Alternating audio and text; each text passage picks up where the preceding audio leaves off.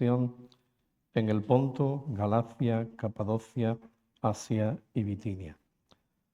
Elegidos según la presciencia de Dios Padre en santificación del Espíritu, para obedecer y ser rociados con la sangre de Jesucristo. Gracia y paz os sean multiplicadas. Bendito el Dios y Padre de nuestro Señor Jesucristo, que según su grande misericordia nos hizo renacer para una esperanza viva por la resurrección de Jesucristo de los muertos, para una herencia incorruptible, incontaminada e inmarcesible, reservada en los cielos para vosotros, que sois guardados por el poder de Dios mediante la fe para alcanzar la salvación que está preparada para ser manifestada en el tiempo postrero, en lo cual vosotros os alegráis, aunque ahora por un poco de tiempo, si es necesario, tengáis que ser afligidos en diversas pruebas, para que sometida a prueba vuestra fe, mucho más preciosa que el oro, el cual, aunque perecedero se prueba con fuego, sea hallada en alabanza, gloria y honra cuando sea manifestado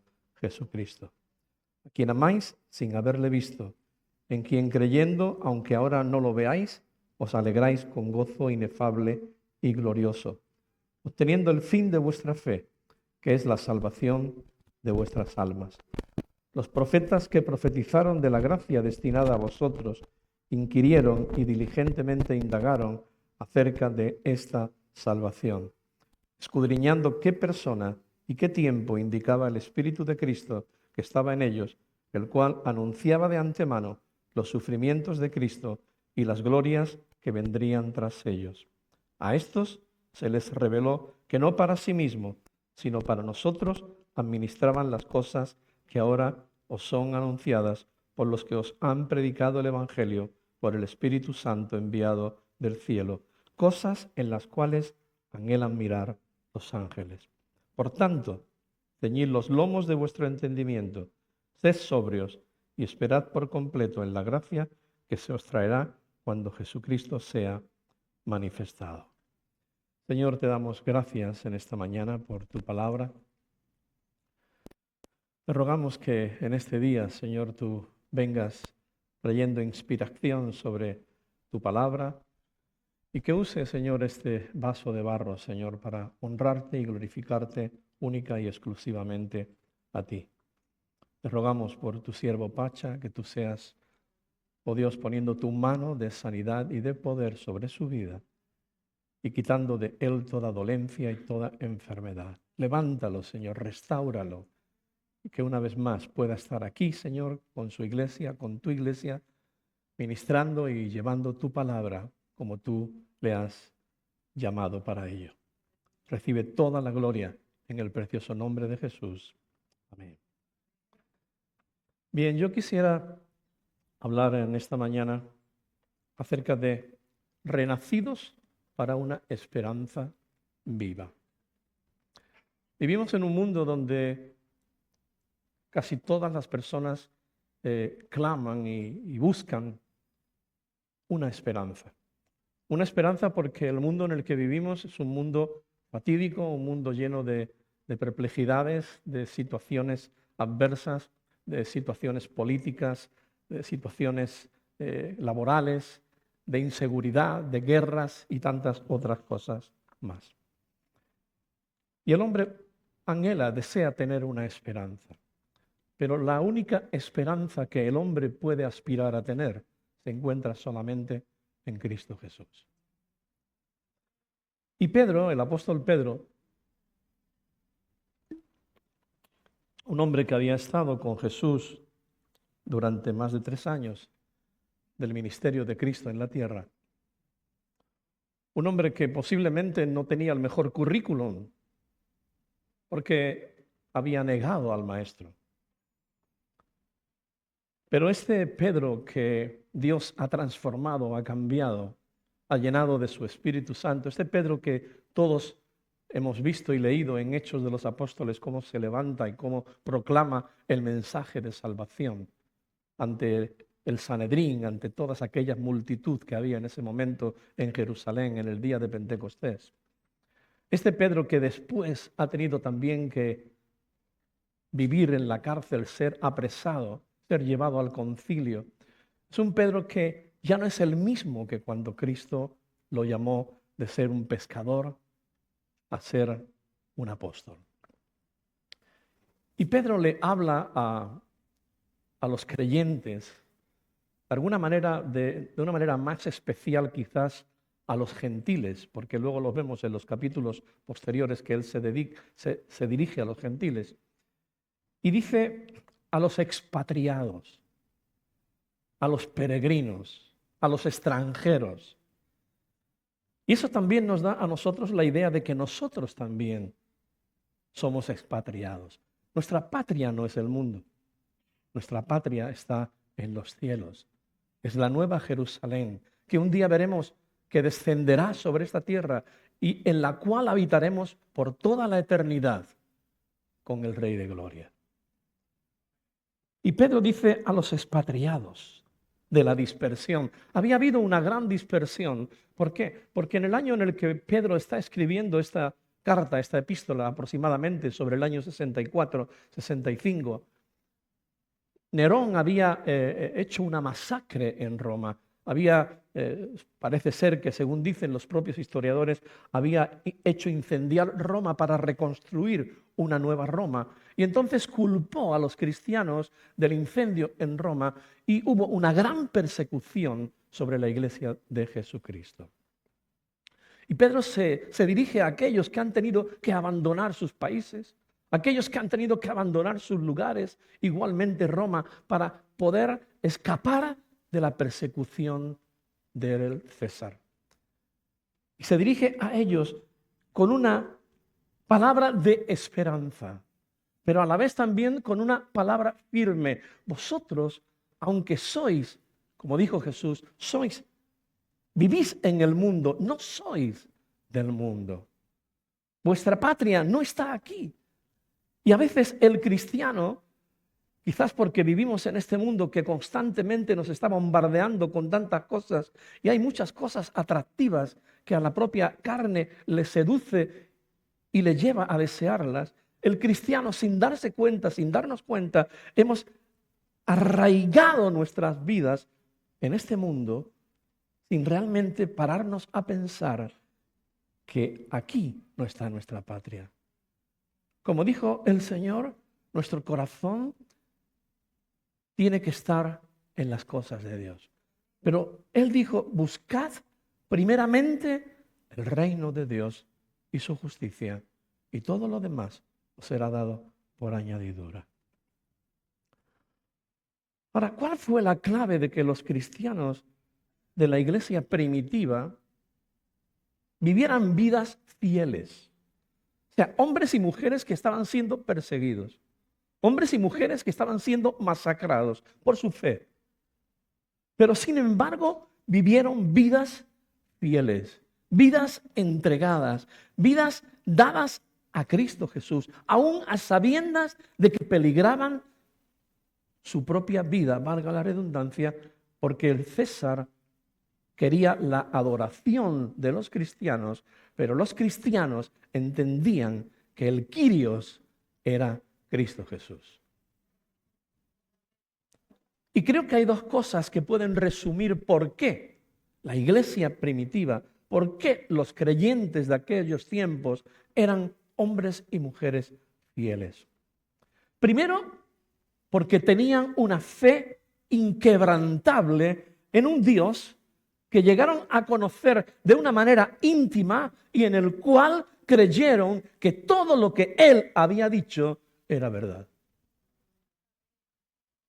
Tenían una fe inquebrantable, no importaba lo que le hicieran, no importaba lo que hicieran con ellos, los echaran a los leones, los quemaran en las hogueras.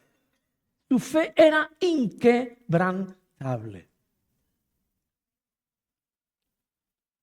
Conocían a Jesús, conocían a Dios de una manera íntima, no de una forma religiosa, no como una religión más, no que abandonamos una religión para acatar otra, sino en una relación, en una intimidad con Dios que les llevaba a entender que aunque ellos pudieran sufrir, aunque ellos pudieran padecer, aunque ellos pudieran morir, sabían que su patria, su eternidad estaba en los cielos con Cristo Jesús. Así que la primera cosa que vemos es una fe inquebrantable en un Dios vivo. Un Dios al cual creían todo lo que Dios había dicho, porque dice el mismo Dios en su palabra: Dios no es hombre para que mienta, ni hijo de hombre para que se arrepienta. Diré y no cumpliré. La segunda cosa es que su perspectiva de esta vida debajo del sol, porque sabían que estaban de paso en este mundo y que su destino era eterno. O sea, ellos tenían una perspectiva eterna. Una fe inquebrantable, una perspectiva eterna. Una esperanza que les daba ese anhelo y ese deseo y esa fuerza para, aun siendo probados, afligidos, perseguidos, de continuar en el camino de Jesús. Y trasladándonos a nuestro tiempo, yo creo que la Iglesia necesita una fe probada y refinada por el fuego y una perspectiva eterna. A través de los años hemos visto que la Iglesia que vive una vida sin retos, sin desafíos, sin dificultades de ningún tipo, sus miembros tienden a acomodarse y a adaptarse a su mundo de alrededor. En otras palabras, a mundanalizarse. Una iglesia que no tiene retos, que no tiene desafíos. Y el mayor desafío es ir contracorriente. El mayor desafío es ir contra las cosas de este mundo. El mayor desafío es no permitir que nuestra carne nos doblegue y nos haga caer en aquellas cosas que la carne desea. Y hemos visto esto, hemos visto que a través de los años la iglesia que vive una vida sin retos, sin desafíos, sin dificultades, tendemos a acomodarnos, a adaptarnos al mundo de alrededor. Si vemos a los cristianos que están siendo perseguidos en los países árabes, si vemos a los cristianos que están siendo perseguidos en la India, en Pakistán, en Siria y en tantos otros lugares, vemos que sus vidas son vidas perseguidas, llenas quizás, ¿por qué no?, de temor como hombres, pero a la vez vidas fieles a Cristo y vivas. Vivas. Tienen una esperanza viva en medio de la persecución, en medio del dolor, en medio del quebranto. Pero la iglesia en nuestra sociedad occidental es todo lo contrario. Vive acomodada, vive pensando que bueno, el Señor viene, pero ¿verdaderamente tenemos esa ilusión, ese anhelo, ese deseo de que el Señor venga y que venga ahora? La iglesia en Occidente vive aletargada, vive adormecida. ¿Por qué? Porque no hay adversidad, porque tenemos todas las comodidades, porque entre comillas hay una cierta libertad de expresión. Podemos reunirnos, hasta ahora todavía no llegará la policía por ahí y nos llevará presos por estar aquí reunidos, predicando el Evangelio. Podemos salir en YouTube o en Facebook y en otros lugares proclamando el mensaje de salvación. Hay una cierta libertad, entre comillas. Es verdad que cada día los gobiernos oprimen más la fe oprimen más a la iglesia de Cristo. Pero esto es la realidad. En este mundo tendréis aflicción. Pero confiad, yo he vencido al mundo. El Señor nos dejó bien claro que en este mundo no era para ir de rositas. Que íbamos, si somos genuinos y auténticos cristianos, va a haber persecución. Familiar, en el trabajo, en la calle, va a haberla.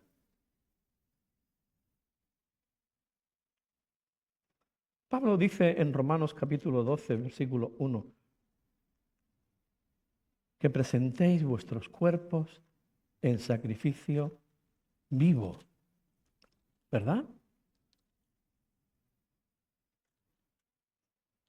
Así que, hermanos, os ruego por la misericordia de Dios que presentéis vuestros cuerpos en sacrificio vivo, santo, agradable a Dios, que es vuestro culto racional. No os conforméis a este siglo, sino transformaos por medio de la renovación de vuestro entendimiento, para que comprobéis cuál sea la buena voluntad de Dios, agradable y perfecta. Aleluya. No nos conformemos, no nos dejemos llevar por las cosas de este mundo. Vivimos tiempos muy difíciles, donde la iglesia está siendo constantemente bombardeada y sacudida por el pensamiento anti Dios. Todo lo que acontece a nuestro alrededor desde unos años para acá es todo contrario a Dios. Tanto en los colegios como en los gobiernos, como en tantas y otras cosas. Los valores espirituales y morales se han perdido. No hay valores espirituales, no hay valores morales. La sociedad en la que vivimos, hermanos, es una sociedad consumista, egoísta, y si vamos a ver lo que le dijo Pablo a Timoteo, ¿verdad? Acerca de cómo sería el carácter de los hombres en los últimos días. Lo vemos ahí en la segunda epístola del apóstol Pablo a Timoteo. También debes saber esto, que en los postreros días vendrán tiempos peligrosos, porque habrá hombres amadores de sí mismos, avaros, vanagloriosos, soberbios, blasfemos, desobedientes a los padres, ingratos, impíos, sin afecto natural, implacables, calumniadores, intemperantes, crueles, aborrecedores de lo bueno, traidores, impetuosos, infatuados, amadores de los deleites más que de Dios, que tendrán apariencia de piedad, pero negarán la eficacia de ella. A estos evita. Este es el carácter de la sociedad en la que nos ha tocado vivir. Y nosotros, como iglesia, tenemos que, en medio de esta sociedad, ser luz y ser sal. No podemos conformarnos a la sociedad en la que vivimos. No podemos dejarnos llevar por la corriente. Tenemos que ir contra corriente. La iglesia tiene que ser ahora más que nunca luz y sal. Y no aceptar ni dejarse llevar por la corriente de este mundo, que es totalmente opuesta y contraria a la palabra de Dios. Y ahora, teniendo esta perspectiva, nos vamos a adentrar en la epístola o la carta de Primera de Pedro. Encontramos 4 temas que están como entretejidos en toda esta carta. Son una carta pequeña, una epístola pequeña, 5 capítulos, pero que nosotros necesitamos recordar. Estos temas o estos pensamientos son el sufrimiento, la esperanza, la promesa de Dios y el cuidado de Dios por sus hijos. Y hemos comenzado diciendo que Pedro se dirige a los expatriados, a los que están en el mundo, pero que su patria no es el mundo. Y le dice también en el verso 2, elegidos según la presciencia de Dios Padre en santificación del Espíritu para obedecer y ser rociados con la sangre de Jesucristo, gracia y paz os sean multiplicadas. Todo este milagro que ha ocurrido en nuestras vidas empezó en Dios, no en nosotros. Fuimos escogidos por Dios. No escogimos nosotros a Dios, fue Dios quien nos escogió a nosotros. Como dice en Efesios, ¿verdad? Destinados desde antes de la fundación del mundo. Y esto tuvo lugar en los profundos consejos de la eternidad. Nosotros no sabíamos nada al respecto hasta que nos fue revelado en la palabra de Dios. Y esta elección no se basó en algo que nosotros hayamos hecho. O sea, Dios no te eligió a ti porque Él sabía que tú te ibas a convertir o ibas a nacer de nuevo. Él no te eligió a ti porque sabía que tú ibas a aceptarlo. Él no te eligió a ti porque Él sabía que tú eras mejor que los demás. No. Dios te eligió por amor. Antes de que ya hubieses nacido. La elección de Dios es algo que Dios ha hecho por su voluntad, porque Él ha querido hacerlo. Nosotros ni siquiera estábamos en escena.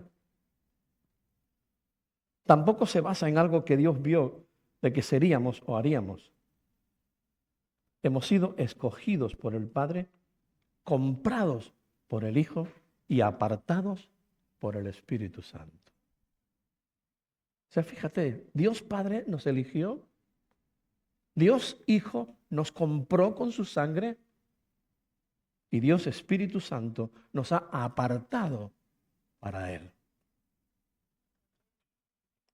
En lo que a Dios Padre se refiere, fuimos salvados cuando Él nos escogió en Cristo antes de la fundación del mundo. En lo que tiene que ver con el Hijo, fui salvado cuando Él murió por mí en la cruz. Pero en lo que tiene que ver con el Espíritu Santo, fui salvado una noche, un 11 de agosto de 1977, cuando escuché el Evangelio y tuve convicción de mis pecados por el Espíritu Santo y recibí a Cristo. Pero se necesita de las tres personas de la Trinidad para llevarnos a la salvación. Dios nos elige, el Hijo nos compra y el Espíritu Santo nos separa, nos aparta para Dios. Amén. Y dice el apóstol Pedro, bendito el Dios y Padre de nuestro Señor Jesucristo, que según su grande misericordia nos hizo renacer, nacer de nuevo, para una esperanza viva por la resurrección de Jesucristo de los muertos. O sea, si Cristo no hubiese resucitado de los muertos, no habría esperanza para el hombre. No habría esperanza para el ser humano. Pero Él nos ha hecho renacer, nacer de nuevo, para una esperanza viva. Aleluya. ¿Por qué medio? Por la resurrección de Jesucristo de los muertos. ¿Para qué? Dice, para una herencia incorruptible. Nada la va a corromper. Una herencia incontaminada. Nadie la va a contaminar. Una herencia inmarcesible, reservada en los cielos para vosotros. Aleluya. Que dice que sois guardados. Somos guardados. ¿Por qué? Por el poder de Dios mediante la fe para alcanzar la salvación que está preparada para ser manifestada en el tiempo postrero. Dios nos ha hecho renacer para una esperanza viva por la resurrección de Jesucristo de los muertos. Si Cristo no hubiese resucitado, nosotros no hubiéramos podido nacer de nuevo. Para una herencia que Él nos ha dejado en los cielos para nosotros. Una herencia incorruptible. incontaminada, inmarcesible, aleluya, reservada en los cielos para vosotros. Guardados por el poder de Dios para alcanzar esa salvación. Pero dice ahora, en lo cual vosotros os alegráis. Nosotros nos gozamos, nos alegramos, tenemos una esperanza viva, tenemos las promesas de Dios, tenemos la seguridad de nuestra salvación. Y aunque haya aflicción, aunque haya dolor, aunque haya quebranto, aunque haya enfermedades, aunque haya persecución, nosotros nos gozamos y nos alegramos en esa esperanza y en esa herencia que un día vamos a recibir porque el Señor nos lo ha prometido, nos lo ha dejado en su palabra. Amén. Dice, aunque ahora por un poco de tiempo, si es necesario, tengáis que ser afligidos en diversas pruebas. La prueba, la adversidad, que lo que hace es que maduremos, que prueba nuestro carácter, que prueba nuestra fe, que prueba lo que creemos, que no sea una religión lo que hemos creído, sino que tengamos la seguridad de que tenemos a un Dios vivo. Esa fe es probada. Para que sometida a prueba vuestra fe, mucho más preciosa que el oro, aunque perecedero, se prueba con fuego, sea hallada en alabanza, gloria y honra cuando sea manifestado Jesucristo. Nuestra fe tiene que ser probada. Y van a venir momentos, hermano, con toda seguridad. Yo creo que el Señor viene por su iglesia antes de que venga la tribulación. Pero no te quepa duda de que va a haber persecución, que va a haber dificultades, que van a acontecer cosas que vamos a ver y que vamos a vivir. Y tenemos que estar preparados para ello. Que nuestra fe va a ser probada. Todos los días tu fe y mi fe es probada. Por nuestra salud, o por situaciones económicas, o por otras tantas situaciones que pueden ocurrir diariamente. Nuestra fe es probada. ¿En quién hemos creído? Pablo dice, yo sé en quién he creído y que es poderoso para guardar mi depósito hasta aquel día. Yo sé que el que comenzó la obra la perfeccionará hasta el día de Jesucristo. Es cierto que tenemos dificultades. Es cierto que la vida cristiana no es un camino de rosas. Pero también es cierto de que al final del camino tendremos una eternidad con Cristo, donde ya no habrá llanto, ni dolor, ni lágrimas, y Él enjugará toda lágrima. Amén.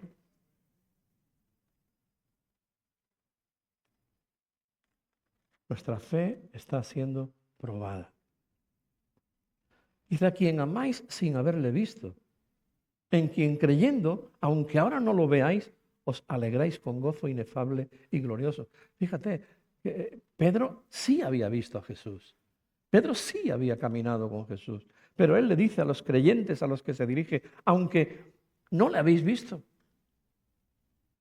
en quien aun creyendo, aunque no lo veáis ahora, pero os alegráis con gozo inefable y glorioso. Aleluya. Señor, qué gozo de que un día te veré cara a cara. Y aunque ahora camino por fe, pero yo sé que llegará el día en que, como dijo Job, con mis ojos te veré. Amén. Obteniendo el fin de vuestra fe. ¿Cuál es el fin de la fe? La salvación de nuestras almas. Obteniendo el fin de vuestra fe. Y ahora fíjate, dice, los profetas que profetizaron de la gracia destinada a vosotros, inquirieron y diligentemente indagaron acerca de esta salvación. O sea, los profetas que hablaron de ello, Isaías, Ezequiel, Jeremías y tantos profetas, el mismo Enoc, que hablaron de las cosas que iban a acontecer, de la gracia destinada a nosotros. Ellos inquirieron y diligentemente indagaron acerca de esta salvación, pero sin embargo no les fue dado. Y como dijo el apóstol, cosa que ojo no vio, ni oído oyó, son las que Dios tiene guardadas para nosotros. Amén.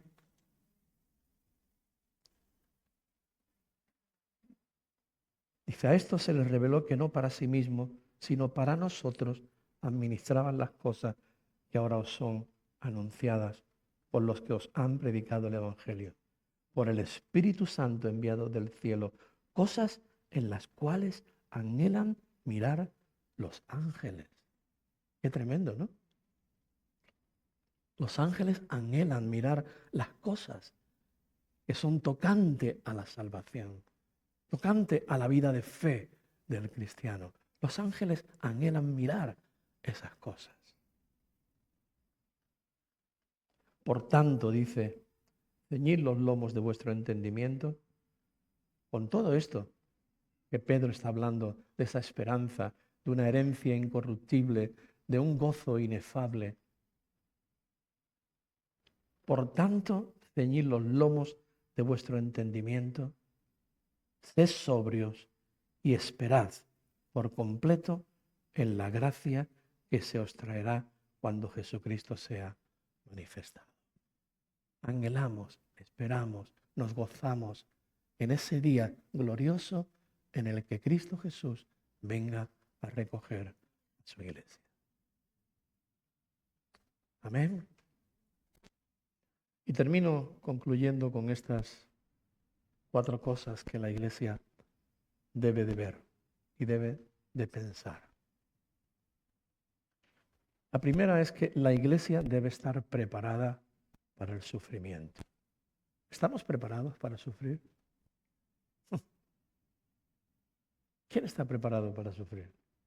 Nadie. Pero tenemos que armarnos de este pensamiento. Nadie desea sufrir, no somos masoquistas. No queremos que nos quemen en la hoguera, no queremos que nos peguen latigazos ni que nos metan en la cárcel, pero tenemos que estar preparados. Preparados para el sufrimiento.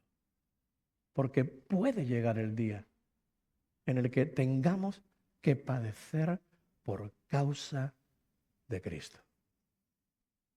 Y Pablo lo habla claramente, que los creyentes padecerán. Y él mismo dice, para que se cumpla en mí los sufrimientos que aún quedan por padecer en Cristo Jesús. La iglesia tiene que estar preparada, mentalizada, tener una mentalidad de que si viene dificultades, si viene sufrimiento, yo tengo que estar preparado. Y hay algo que no dije antes para decirlo ahora. En el verso 2 dice el apóstol Pedro, gracia y paz os sean multiplicadas. Gracia. La gracia de Dios que es la que nos sostiene. La paz que sobrepasa todo entendimiento. Y que en medio del dolor, de la persecución y de la adversidad podemos estar confiados de que aunque suframos, la gracia nos va a sostener. Y la paz de Dios no se irá de nuestras vidas. Amén. Así que, en primer lugar, la iglesia debe estar preparada para el sufrimiento. En segundo lugar, la iglesia debe aprender a vivir con una perspectiva eterna. Tenemos que mirar, tenemos que ver que nuestra vida está escondida con Cristo en Dios. Y que Él nos ha escogido, no para que vivamos en el mundo y estemos siempre en el mundo, sino para que cuando llegue el día final de nuestra carrera, podamos decir, como dijo también Pablo, he acabado la carrera, he ganado la batalla. he guardado la fe. Hermano, ¿habrá mejor currículum que ese?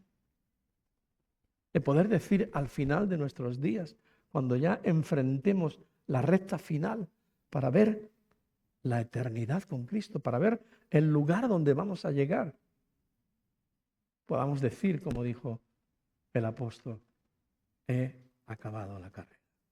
La acabé, la terminé. Llegué a la meta. Aleluya. Porque no es del que empieza, sino del que acaba.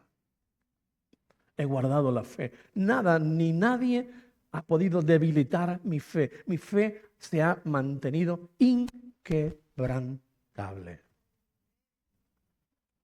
He visto a personas, cristianos, en sus momentos finales, y lo que más me ha sorprendido, y hace poco una hermana que partió con el Señor, muy querida de nosotros, de mi familia, de mía, de muchos años con nosotros, 25 años al menos en la iglesia. Y orábamos por ella y por su salud y por que ese cáncer desapareciera y porque Dios, pero el Señor tuvo a bien llevársela. Lo que más me sorprende siempre de los cristianos genuinos y auténticos, no religiosos, es que en medio de esa adversidad y de esa realidad que es la muerte, su fe continúe inquebrantable. Y su esperanza esté puesta en Cristo Jesús. Yo sé a dónde voy. Yo sé cuál es mi destino final. Aleluya. Eso no lo tiene el mundo, hermano. Eso lo tienen los hijos de Dios. Las hijas de Dios. Por eso la iglesia tiene que aprender a vivir con una perspectiva eterna. No somos del mundo. Padre, guárdalos del mal. Padre, aunque están en el mundo, pero no son del mundo, guárdalos. Aleluya. ¿Con qué propósito? Guárdalos para que terminen la carrera. Aleluya. La tercera cosa es que la iglesia debe de aferrarse a las promesas de Dios. La Biblia está llena de promesas, hermano. Promesas para ti y para mí. Promesas para los hijos de Dios. Promesas de salud, promesas de prosperidad, promesas de victoria, promesas de perdón, promesas dadas por Dios para nosotros. Y la iglesia tiene que aferrarse y vivir en estas promesas de Dios. Porque lo que Dios ha dicho, Dios lo va a cumplir. Y por último, cuarta cosa es que la iglesia debe tener la seguridad de que Dios cuida de nosotros. Él cuida de ti. Aleluya. Amén. Aunque a veces el enemigo nos quiera intentar de meter dardos y hacernos ver lo contrario. ¿Seguro que Dios te ama? ¿Eh? ¿Recuerdas a Job? Como el diablo le dijo, quítale todo. Quítale todo, claro, si lo tienes ahí cercado, no, yo no puedo ni acercarme a él. Pero déjame que le quite todo y verás cómo te maldice en tu propia presencia. Y Dios le dijo, vale, de acuerdo, quítale todas las cosas, pero no toques su salud, no toques su vida. ¿Y qué ocurrió? El diablo le quitó todo, absolutamente todo. ¿Y cuál fue la respuesta de Job? Y bendijo Job a Dios y dijo, desnudo salí del vientre de mi madre, desnudo volveré a él. Jehová dio, Jehová quitó, sea el nombre de Jehová. Una fe inquebrantable. Aleluya. Pero no contento con eso, el diablo le dice, sí, claro, es que le has quitado solo las cosas materiales y bueno, piel por piel dará el hombre por su vida, pero quebrántale su salud también. Déjame que... Vale, de acuerdo. Quebrántale su salud, pero no lo mates. que el diablo no tiene poder si Dios no se lo permite.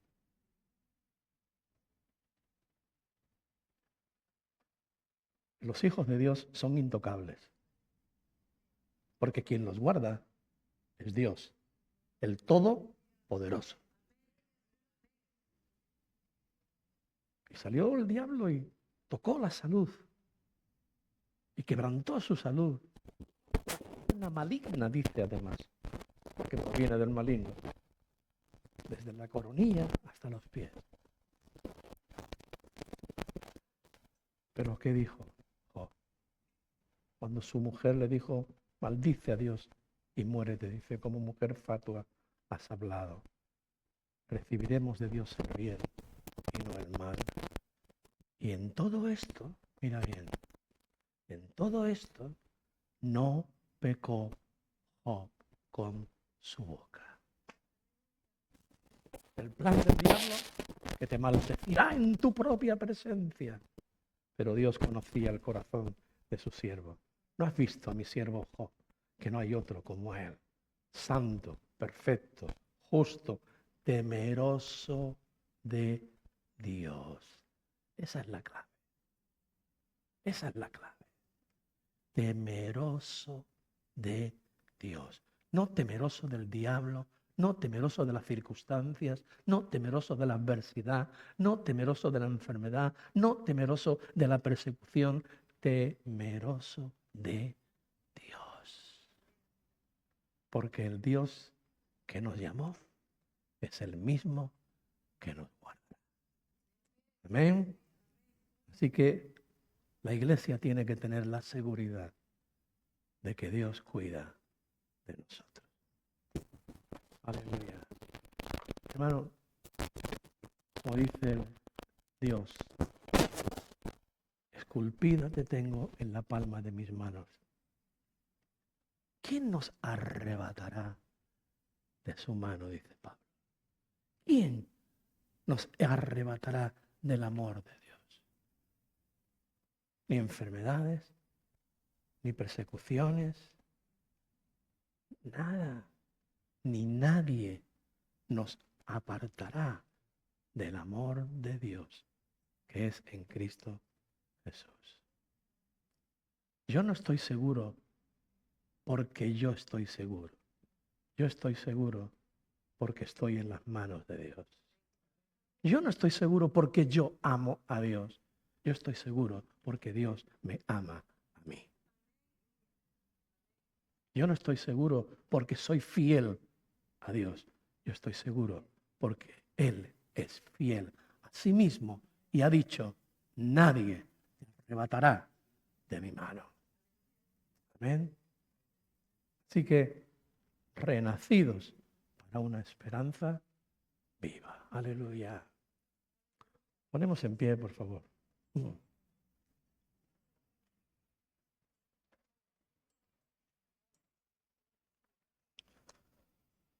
Señor, te damos gracias por esta palabra en esta mañana que nos anima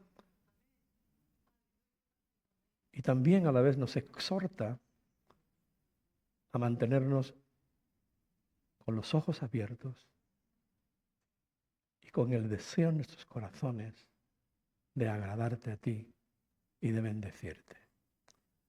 Señor, multiplica tu gracia y tu paz en nuestras vidas.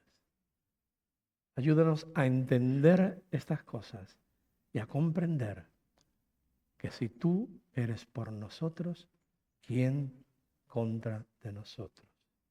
Y que mayor es el que está en nosotros que el que está en el mundo. Que aunque haya aflicciones, adversidades, dificultades, nosotros nos mantengamos firmes en la fe, con una fe inquebrantable, con una perspectiva eterna, con una confianza absoluta en tus promesas y con una seguridad de que tú estás de nuestro lado y que nadie nos arrebatará de tu mano. Tú cuidas de tu iglesia. Recibe toda la gloria en el precioso nombre de Jesús. Señor los bendiga. Gracias.